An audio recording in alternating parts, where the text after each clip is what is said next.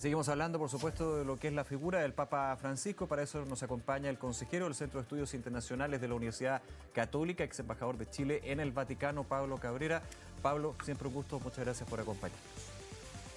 Pablo, Nicolás, gusto saludarte, encantado. Igualmente. Pablo, tus impresiones con respecto a la partida del Papa Francisco, primero que todo.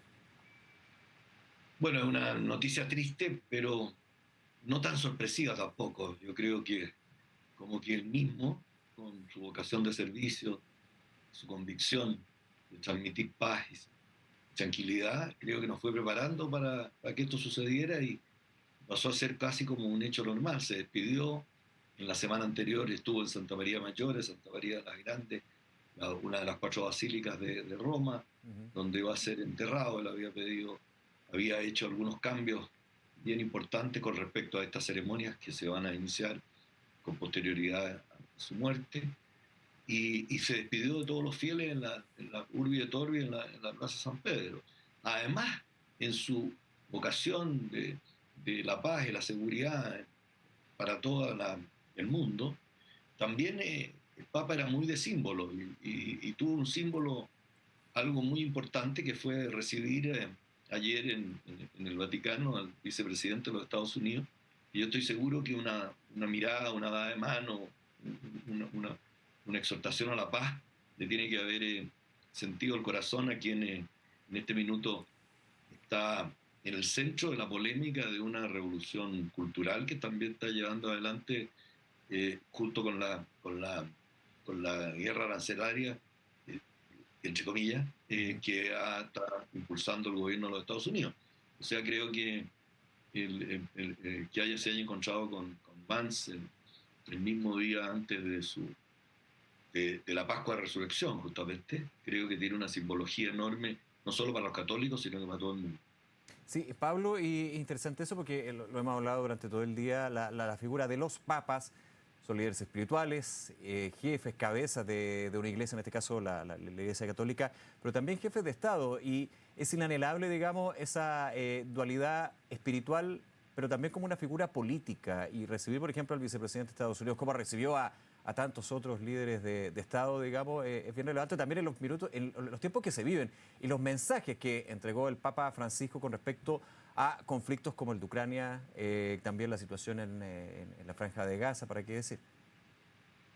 Bueno, como bien sabes, el, el, la Iglesia Católica se representa como un tridente, ¿no? Primero, la figura del Papa, que es un monarca elegido, pero en este caso con bastante impronta diferente a la de un monarca propiamente tal, Ujú. interesado principalmente por el Papa Francisco, impulsado por la figura, una figura mucho más sencilla, sin mucho boato, también como uno más de la Grey, ¿no? Y la segunda es la Santa Sede, la sede apostólica, lo que significa para la Iglesia, para el colegio de obispos, para los sínodos, etc. Y tercero, el Estado Vaticano propiamente tal, como tú muy bien dices, no tiene un poder simbólico, un Estado de los más pequeños del mundo. Sí. Y el Papa ha hecho también algunas acciones en el último tiempo. Creo que incluso su último viaje al extranjero, que tuvo un significado y un simbolismo especial, que yo estoy seguro que deben estar sacando mucho sus reflexiones al respecto, fue a Mongolia. Mongolia es un país de 5 millones de habitantes y un poco más, donde hay 1.500 católicos. Se preguntaban mucho por qué fue a Mongolia Claro. el Papa. Yo creo que la respuesta hay que encontrarla en que él no puede viajar ni a China ni a Rusia, y fue a dar un mensaje justamente a esos dos pueblos en un lugar que está en el medio de los dos. Puede ser el puente, el paso hacia uno al otro. Creo que ese tipo de simbología lo tuvo también cuando fue a Irak, Ujú. cuando ha hablado con el mundo musulmán, cuando se ha encontrado en un aeropuerto, una cosa bien informal, con el pope ruso, cuando ha tenido acciones importantes en la Iglesia Católica, que ha quebrado un poco los paradigmas en cuanto a lo que se refiere a la participación en la Iglesia, al recibimiento de los sacramentos de personas que para algunos se encontraban marginadas de la Iglesia. Y lo más importante de todo, el Papa de los marginados, el Papa de los pobres, el Papa a través de sus encíclicas, que yo creo que son unos documentos señeros en lo que es el siglo XXI y lo que es un pensamiento espiritual para un mundo muy desordenado y un mundo donde en vez de estar hablando de paz y de desarme, se está hablando de triunfo y de rearme. Ujú, ujú. Entonces creo que la figura del Papa, incluso más el simbolismo de que se vaya inmediatamente terminada la noche de la resurrección, creo que la resurrección es vida, dicen, ¿no?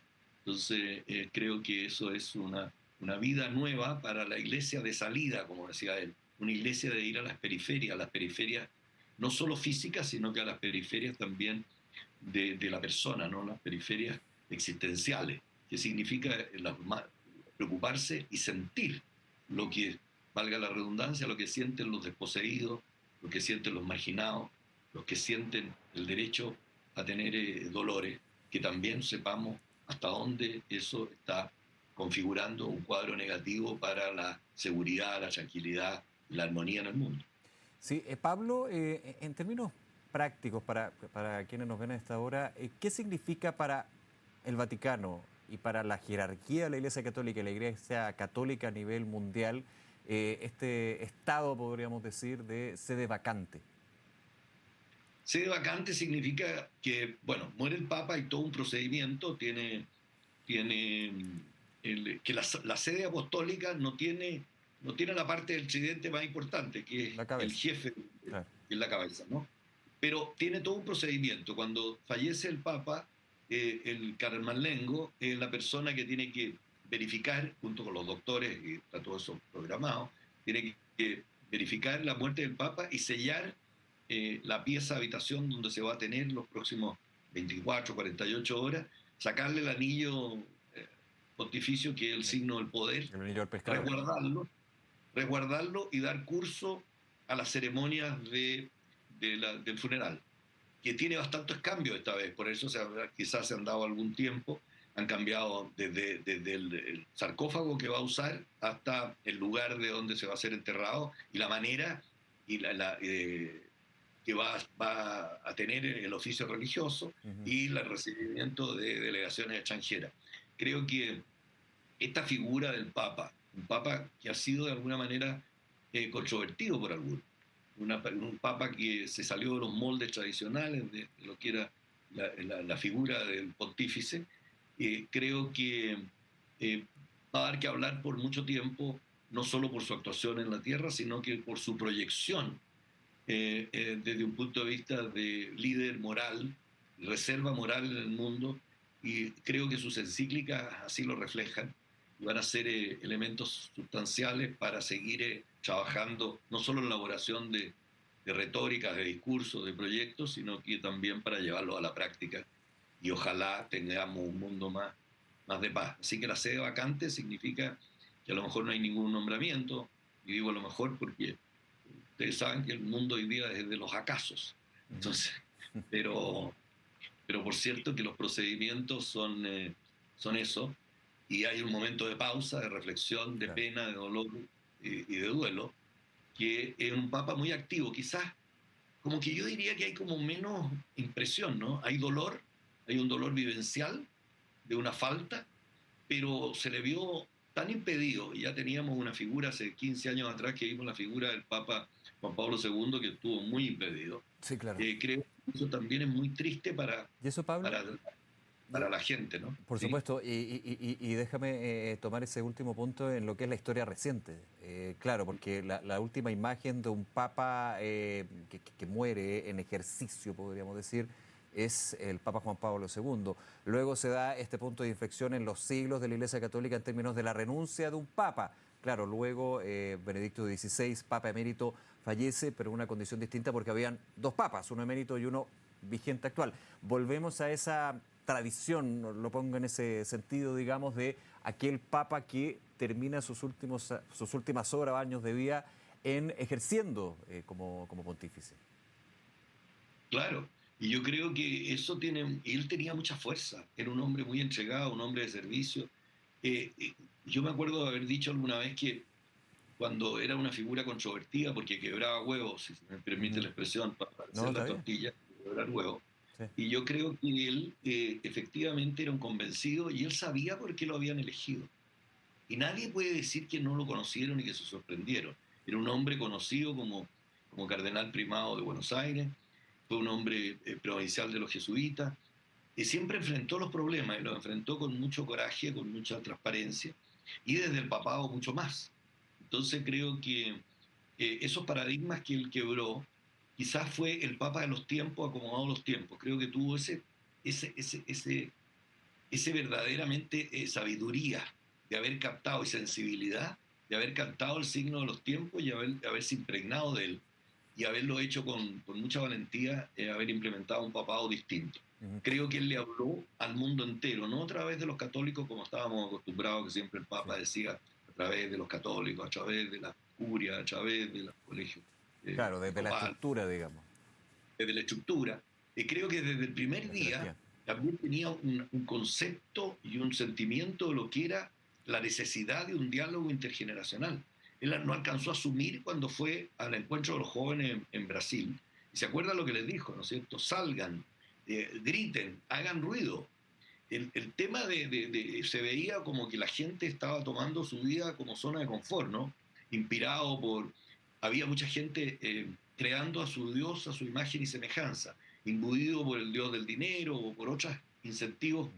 que a lo mejor no eran los que han impulsado siempre la doctrina social de la Iglesia y las encíclicas. Hay que recordar que la Iglesia tiene su fundamento en la Escritura y los hombres son los que la implementan y los hombres somos débiles y somos pecadores, ¿no? Todos. Entonces el Papa interpretó muy bien eso y creo que llevó a buen puerto los cambios que inició Benedicto XVI en la curia ante este tremendo drama que fue, digamos, la transparencia golpeó a la iglesia con el tema de los abusos a menores, los abusos sexuales y otros abusos, que creo que el Papa Benedicto lo inició con algunos cambios en la curia, con algunos cambios en el manejo de los ministerios, los dicasterios, como se llaman allá, y él lo implementó muy bien, y lo implementó, salió a las periferias, hay que ver qué países visitó, qué mensajes mandó, y creo que hoy día, cuando tenemos un mundo con una guerra en Europa, cuando tenemos una guerra en el Medio Oriente, cuando tenemos guerra en Sudán, cuando tenemos violencia, cuando tenemos guerras expresadas no solo a nivel físico, sino que también a nivel comercial, cuando hay enfrentamiento, cuando hay mezquindades, cuando el mundo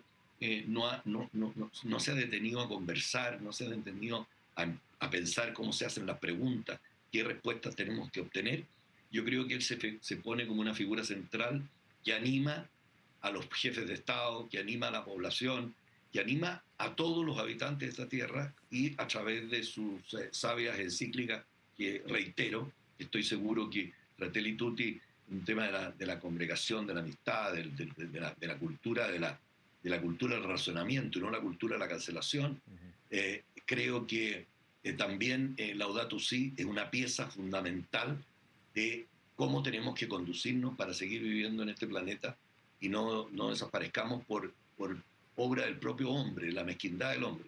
Entonces creo que aquí, cuando hay una discusión entre dos grupos, cuando hay una guerra que se dice los grupos, que los que persiguen tal ideología y los que persiguen esta otra, creo que esos dos grupos están ahora en un mismo acápite. Y el otro acápite, que hemos venido diciendo, por lo demás no es nuevo por la muerte del Papa hoy día, es el acápite del mundo espiritual, del mensaje espiritual, cómo podemos hacer frente a esta interminable guerra evidente y guerras larvadas Ujú.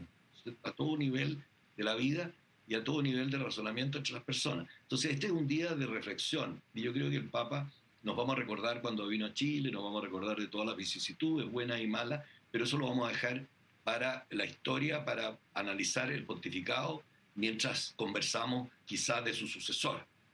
Pero hoy día debe ser un momento de reflexión para un líder de esta Iglesia Católica, de este tridente, que no tiene ejército y no tiene un poder temporal.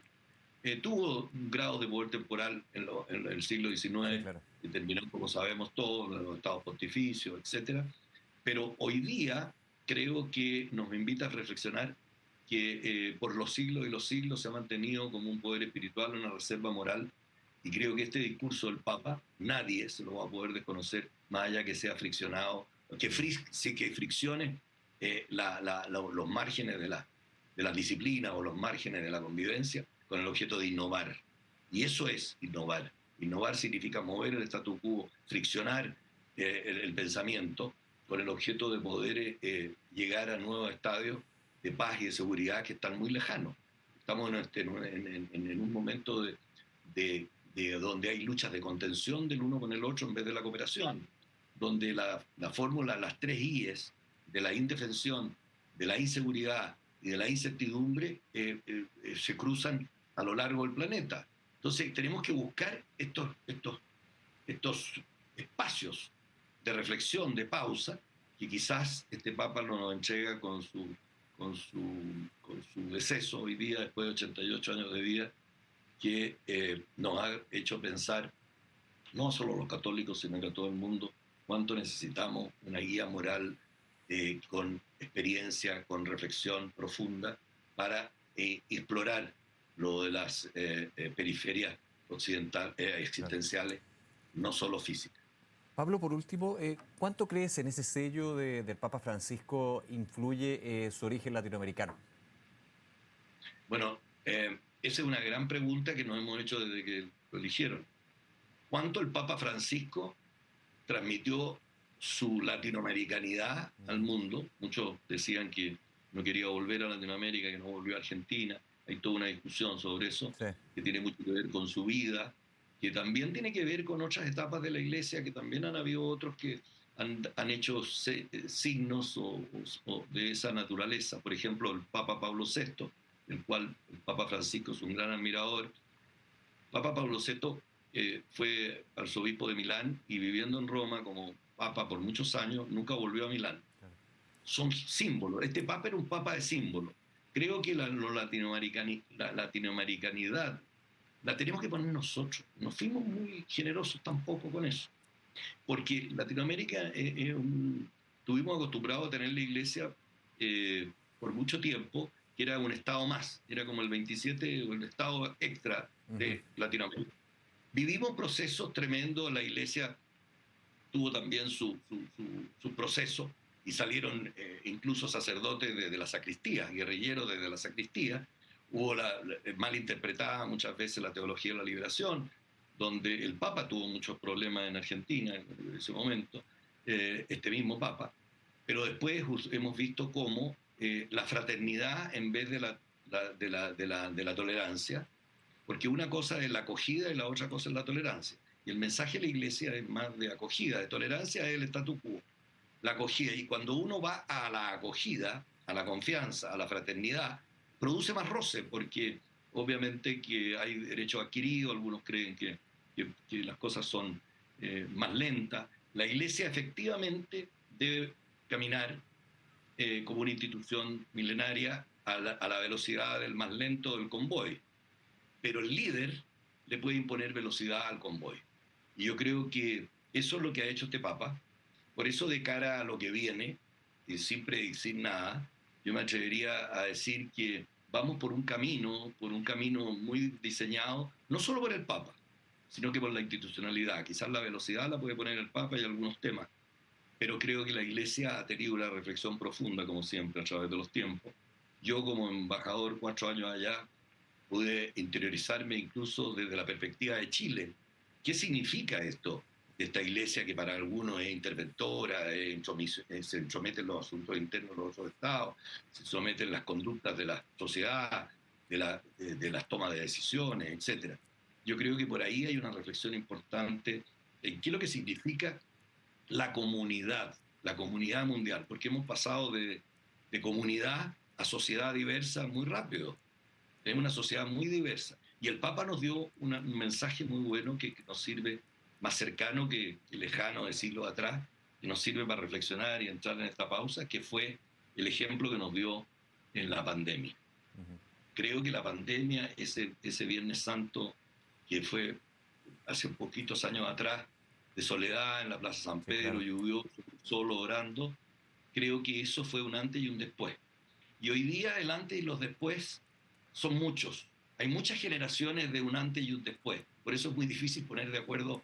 Antes era una generación de 20 años, 25 años, y los viejos y los jóvenes. Hoy día son muchas generaciones que están marcadas por el antes y el después. Pero el Papa, con eso, en esas generaciones puso un concepto muy importante, que es el hombre integral, el hombre y la naturaleza, que el hombre es tan parte como la naturaleza y la naturaleza es tan parte como el hombre. O sea, no hay tratamiento a la naturaleza distinto que un tratamiento. El sufrimiento de la naturaleza es el sufrimiento del hombre. El hombre integral, creo que hizo el Papa ese sello, lo puso muy bien y que ha inspirado políticas públicas en los países y está siempre presente. Lo hemos oído hoy día al presidente Boric, sí. Hemos oído al presidente de Argentina, que ha tenido discusiones, hemos oído al presidente Trump, hemos oído al monarca de Gran Bretaña, que fue uno de los últimos que lo vio también, y hemos visto que la inspiración de los mensajes del Papa, en este caso el Papa Francisco y los papas anteriores, y de las encíclicas calando en la sociedad de distinta manera, creo que tienen una vigencia tremenda y nos debe invitar a reflexionar con respecto a la reconceptualización que estamos viendo de la paz y de la guerra. Creo que es lo principal que nos debería llamar a pensar hoy día, cuando la guerra tiene expresiones en todas las actividades de la vida. Tiene expresión geopolítica, tiene expresión física, tiene expresión cultural, y muchos hablan de la guerra cultural. Hay presidentes de la República que hablan de eso. Sí, claro. Y también hay la guerra comercial, etc. La palabra la guerra, ojalá pudiéramos desterrarla, y creo que fue su último anhelo, que debe ser seguro el mensaje que le mandó, que le traspasó al vicepresidente de los Estados Unidos el domingo, y vi a un presidente Trump diciendo esto de un hombre bueno. El hombre bueno no se sintoniza con el hombre mediocre o el hombre no listo, ¿no? El hombre bueno es el hombre que busca verdaderamente el bien común, y el bien común es un concepto que está en plena evolución, y para eso necesitamos una buena guía, un buen timón, un buen referente. Creo que Francisco fue un buen referente, y estoy seguro que la Iglesia va a ser tan inteligente para elegir un sucesor de Francisco, porque necesitamos un nuevo renacimiento. Necesitamos un mundo más ilustrado, un mundo más compenetrado con las propias culturas, con el hombre integral, y no tanto que sea con una fogata o hoguera de vanidades, de mezquindades, que nos puede llevar este mundo de la revolución tecnológica a mirar con mayor egoísmo quiénes somos y dónde estamos situados. Así que es este día de reflexión. Yo le agradezco esta invitación a conversar un poco sobre esto, que obviamente que me motiva el hecho de haber estado 4 años representando a Chile ante la Santa Sede con otro papa, pero conociendo la historia de este papa y de los papados, o tratando de conocerla mejor. Pablo Cabrera, como siempre un placer, y muchas gracias por esta conversación, Pablo. Un gusto. Gracias a ti, Nicolás. Gusto saludarte. Muy bien, igualmente.